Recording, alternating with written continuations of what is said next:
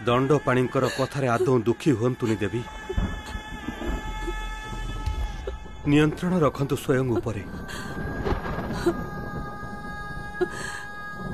पंचतत्व रे बांधी हेछि ऋषिवर, निष्प्राण नुहे।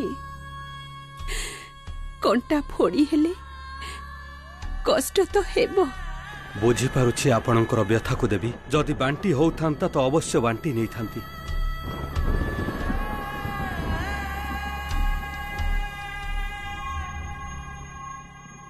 नहीं ऋषिवर,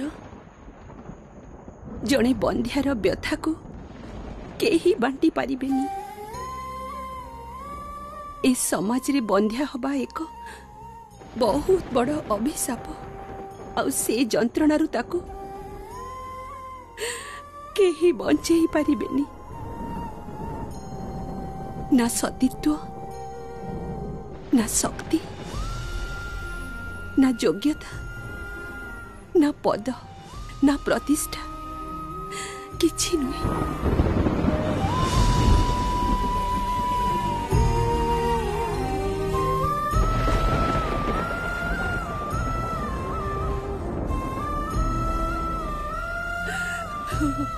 देवी अनुसया,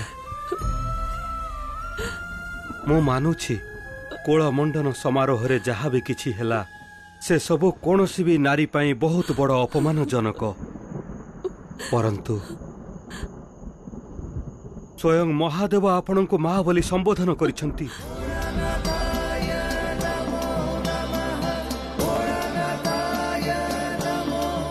शिवंको एही संबोधनर रहस्य को बुझिबाकु चेष्टा करंतु।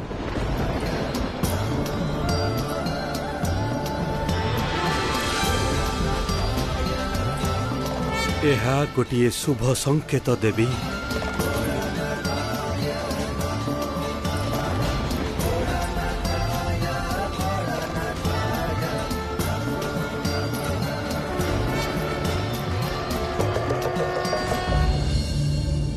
प्रभु प्रभु प्रभु माता पार्वती माता कैलाश को आगमन करुछंती।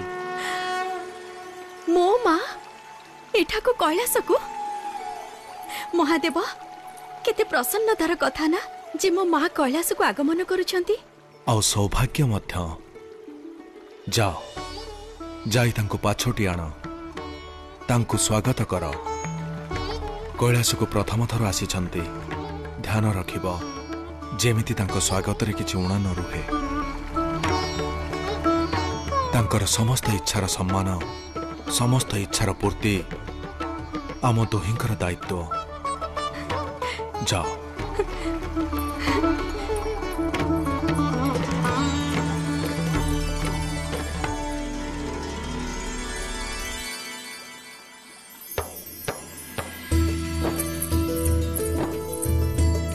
अरे उमा, पवन गति रे काहे के दौड़ुछ? मो बसरे थांता तो मो पवन ठारे भी अधिक बेगरे दौड़ंती। पुष्पदंत, कैलाश सम शांत एवं एकांत स्थान अछि कि आउ आख पाखरे? कौन है ऋषिभृंगी? कैलाश छाड़ुछंती ना कौन? छाड़िबाकू ही पड़िबो। थरुटिए दृष्टि बुलेई देख सेपटे।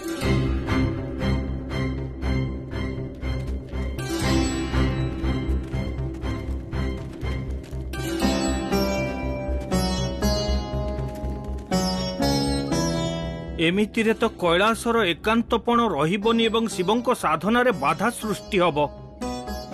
सेतेबेले आश्रय तो अन्य कोठी नेबाकू ही पड़िबो ना।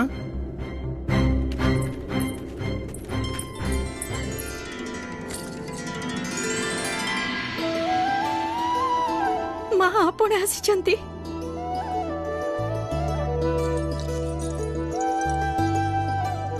तुमे भलो अछ तो? तुमे एथरे सुखरे अछ तो? माँ मो सुखरे अछि आउ प्रसन्न मध्य। मोर एठारे कौनसी प्रकार अभाव नाही। आपणक जामाता मोर बहुत ध्यान रखुचंती। किंतु मते तो एठी केवल अभाव ही देखा जाउची। एठा को आसी मते टिके भी प्रसन्न लागु नाही। माँ एमिति काहेकि एमिति कौन देखिले आपण एठारे? चलंतु चलंतु माँ। यहाँ कौन रहिबा योग्य स्थान? चतुर्दिगरे खाली हिम आउ हिम, टिके पवन भी नाही एठारे, गोटे साधारण आश्रम भी नाही। किपरि रहुच पुत्री तुमे एठारे? ये किभଳି दुख बरण करिछ तुमे? चलंतु माँ। टिके रहि जाओ पुत्री, एबे हिम ऊपर आउ चली परिबिनी मु।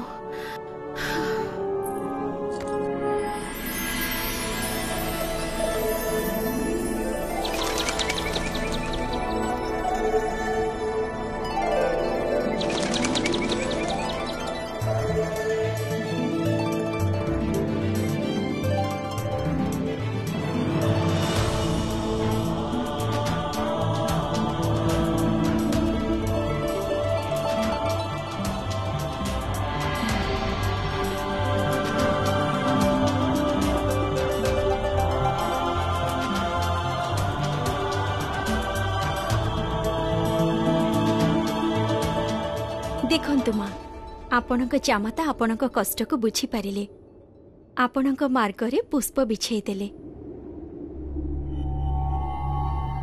तुमे कौन भावुच ए सब चमत्कार रे मु प्रभावित ही जीवी? कदापि नुहे।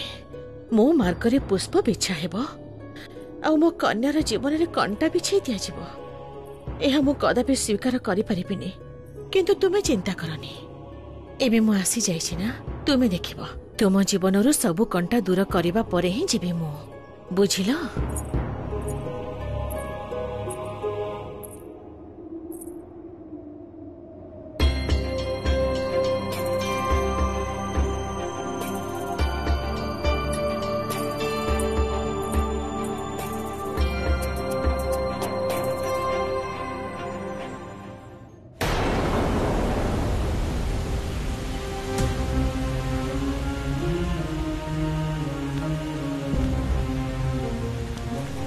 रही जाओ ऋषि पुत्र, एठारे नुह, आम ठारू अलग बस।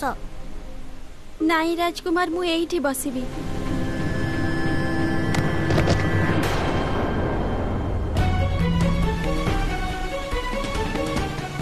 काहेकि जयंत, एठी बसिले कौन असुविधा अछि? असुविधा अछि, मु हेली देवराज इंद्रंक पुत्र, आउ ये जणे निर्धन ऋषि पुत्र। जा जाई आम ठारू दूर रे बस। ये कौन करूचो जयंत? बसी जाओ।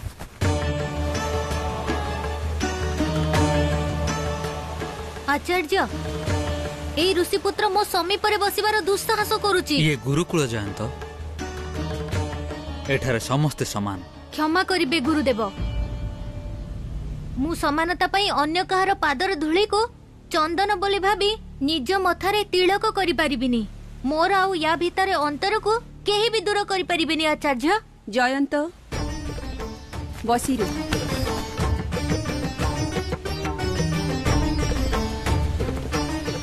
तुमे एठारे देवराज इंद्रंक पुत्र नुही, केवल जणे छात्र। आउ कौनसी भी छात्रर ए अधिकार नाही जे से निजर सहपाठी को अपमानित करिबो बा निज गुरुंक सहित अभद्र व्यवहार करिबो। तुमर अशिष्टता आउ अनुशासनहीनतार ए दंड हेउछि जे तुमे मातंग सहित निज कक्षर समस्त सहपाठींक पई जलर व्यवस्था करिबो। हाँ जयंत, समानतार प्रकृत अर्थ जानिबा पई तुमे एही कार्य संपूर्ण तन्मयतार सहित करिबो, एहा ही आशा करूछि मो। अरे एठी ठियाले कहीं कि गुरुदेव चलंतु ना। रही जा मूर्ख, रही जा। अपूर्व सुजोग सम्मुखरे अछि, लाभ उठेबा।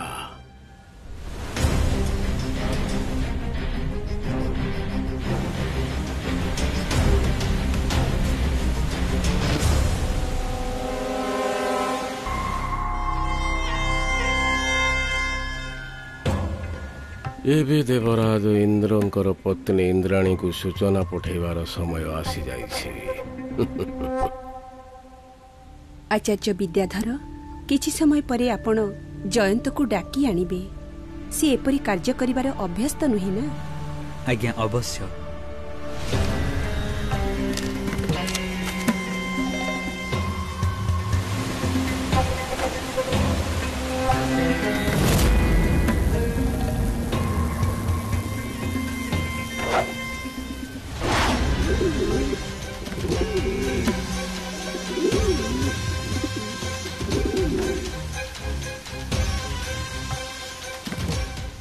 प्रिय कपुतर जाई देवी इंद्राणी को दंडपाणीकर संदेश दब जे तांको पुत्र संकट रे अछंती, शीघ्र गुरुकुल आसीबे।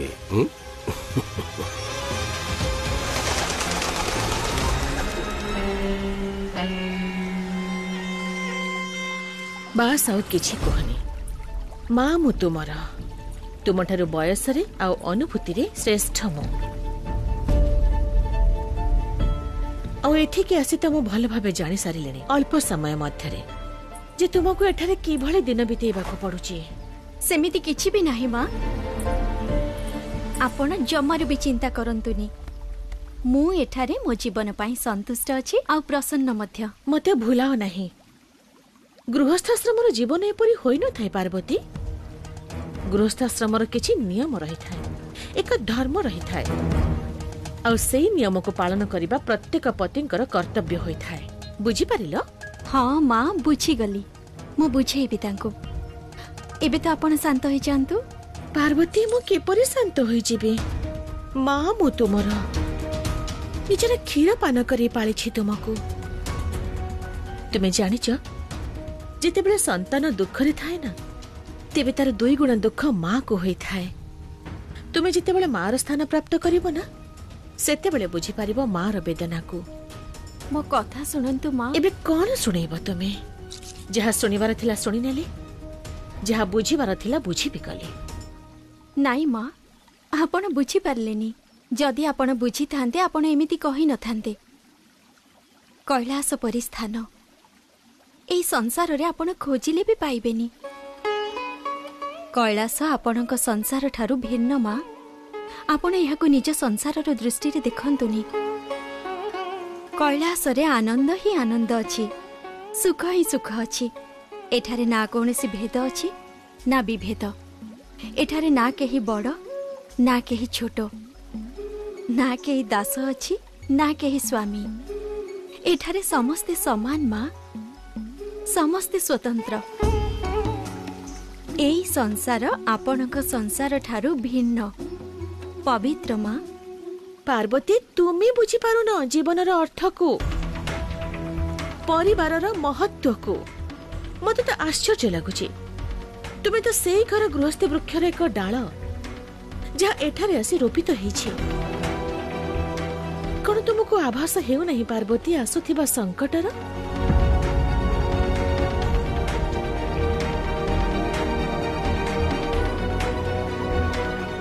किपरि संकट माँ? कौन तुमको यही कथा बोध हेउ नहीं पार्वती जे जेतेबेले तुमर निजर संतान हेबो सेतेबेले तुमे कौन करिवो? गोटे पक्षी भी निज संतान को सुरक्षित जीवन देई थाए। ता आगमन पूर्वरु तार सुरक्षा पाई पक्षी एक बसा करी सुरक्षित आश्रय निर्माण करि थाए। तुमे कौन करिवो जेबे तुमर निजर संतान हबो? एही सत्य को तुमे काहे के बुझी पारु न पार्वती? मुक्त आकाश तले नवजात शिशु पालित होई पारंतिनी। शिव तो अजन्मा, जन्म मृत्युर ऊर्ध्वरे। सी तो जन्म ही नहंती। आउ जे जन्म ही नहंती सी कौन जानिबे मातृत्व काहाकु कहंती, गृहस्थी कौन हेई थाए? पार्वती एही सत्य को स्वीकार कर। शिव ना केबे मार कोल जानिछंती ना मातृत्वर सुख। एई कथार मूल्य से केबे भी जानी परिबेनी पार्वती।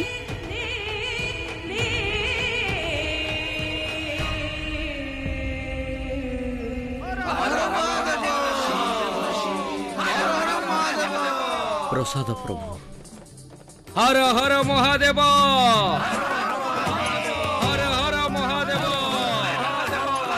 हर हर महादेव, उमापति महादेवंकर महादेव।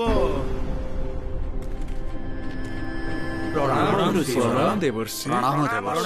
प्रणाम देवर्षि।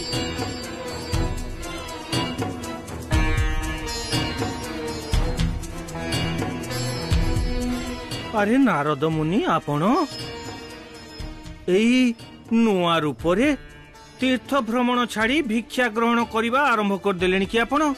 हाँ ऋषि भृंगी, ए पात्र सहित मो महादेवंक शरण एवं सहायतार भिक्षा मागिबाकू आसीची। परंतु आपनको सहायता पाई नारायण अछंती ना? थिले परंतु एबे नहंती। मो नारायण को छाड़ी देइची, सदा सर्वदा पाई छाड़ी देइची। आउ महादेवंक शरण को आसी गली।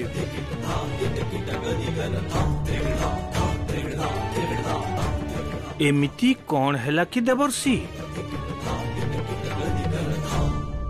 अपमान अपमान हेची मोर। मो परी सच्चट भक्त को अपमानित करिचंती नारायण। अपमान तो अभिमानी करिथांती नारद, नारायण तो अनुरागी। केबे थिले प्रभु? नारायण को स्वभाव एबे बदली जाइछि। दिनकर कथा प्रभुंकर सर्वप्रिय भक्तंकर सूची प्रस्तुत हेउथला। सेई सूची रे जेतेबेले मु मो ना प्रथम स्थान रे लिखिबाकू गली, सेतेबेले नारायण मना करिबाकू जाई कहिले जे एही स्थान रे निजर नामांकन करिबा पूर्वरु मते एक परीक्षा दबाकू पड़िबो।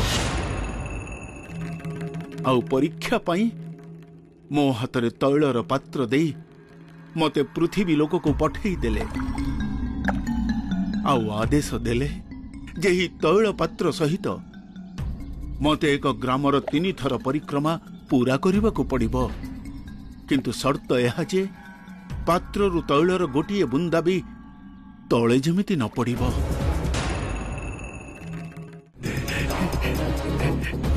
एई गाँ रे मोर तृतीय एवं अंतिम परिक्रमा। मु परीक्षा रे सफल होबाकू जाउची। जेतेबेले मु परीक्षा रे सफल हे सूचना दबा पई नारायण को पाखरे पहुंचिली। प्रभु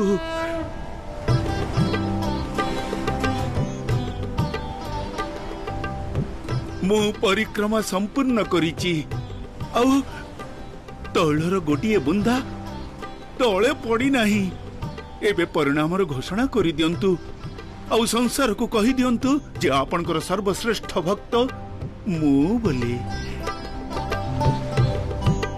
निसंदेह आपण आपणक परीक्षा सफलता पूर्वक करिसंती, परंतु आपणक परिक्रमा संपूर्ण करिबा समय रे आपण थरुटिए भी मो नाम स्मरण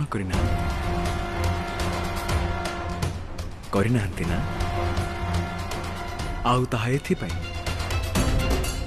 जे आपण परिक्रमा करिबा समय रे आपणकर संपूर्ण ध्यान आपणकर तैलपात्र उपरे थिला।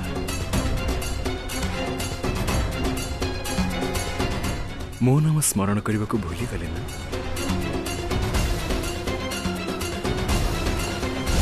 एबे आपण ही कहंतु प्रभु, हाथरे तैल पात्र नहीं परिक्रमा करिबा समय रे जदि मु तांको ध्यान करिथांती मो ध्यान भंग हो जाई नथांता, हाथरु तैलर पात्र पड़ी जाई नथांता। आउ जेतेबेले मु तांको ए कथा कहिली आपण जानिचंती से मते कोन कहिले? देवर्षि नारद, जो प्राणी गृहस्थ होई मध्य निज कार्य करुथिबा समय मते स्मरण करे से ही मोर सबुठारु प्रिय एवं सर्वश्रेष्ठ भक्त। सन्यासी हेबा श्रेष्ठ अवश्य देवर्षि, परंतु गृहस्थ हेबा सर्वश्रेष्ठ।